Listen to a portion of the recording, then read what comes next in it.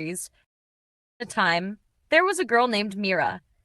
She lived in a grand house filled with luxuries, shimmering chandeliers, designer clothes, and everything one could dream of. But Mira's heart was heavy, for she lived in a world where her feelings were invisible. Mira had two older sisters, Ria and Alina, who seemed to overshadow her in every way. They were confident, outspoken, and always together, leaving Mira feeling like an outsider in her own family. Whenever Mira tried to share her thoughts or ideas, her sisters dismissed them with mocking laughter. "You'll never be good at that," Ria would say whenever Mira showed interest in something new. "Why even bother? You always mess things up," Alina would add, her words stinging like sharp needles. Even at home, Mira felt like a ghost. Her parents, busy with their own lives, hardly noticed her struggles. If she expressed sadness, her mother would brush it off, saying, "You have everything. Stop being ungrateful."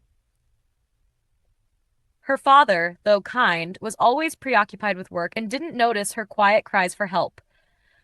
The lack of support and constant discouragement from her sisters weighed on Mira like a heavy cloud. She began to doubt herself, questioning if she truly had any worth. She stopped sharing her ideas and hid her feelings behind a quiet smile. But inside, she was falling apart. One day, Mira found herself alone in the attic. While exploring, she stumbled upon an old box filled with her childhood drawings, stories, and dreams. As she flipped through them, memories of her younger self flooded back, a little girl full of creativity and hope.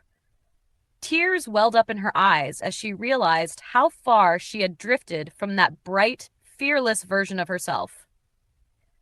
That moment ignited something in Mira. She decided she would no longer let the negativity around her define her. She began journaling her thoughts, pouring out her feelings onto paper.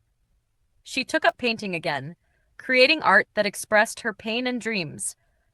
Mira also started seeking connections outside her home. She joined a local art club and met people who appreciated her talent and encouraged her to grow. Slowly but surely, her confidence began to rebuild. One day, Mira showcased her artwork at a small local exhibition. To her surprise, the room filled with admiration and praise. For the first time, she felt seen and valued for who she truly was. When Ria and Alina found out, they were surprised. They realized Mira had blossomed into someone stronger and more independent than they had ever imagined. Though they didn't say it aloud, a part of them felt proud of their younger sister.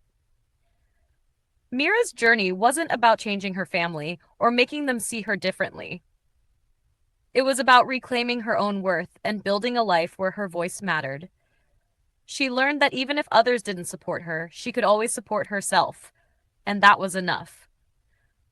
From that day forward, Mira lived not for others' approval, but for the joy of being true to herself.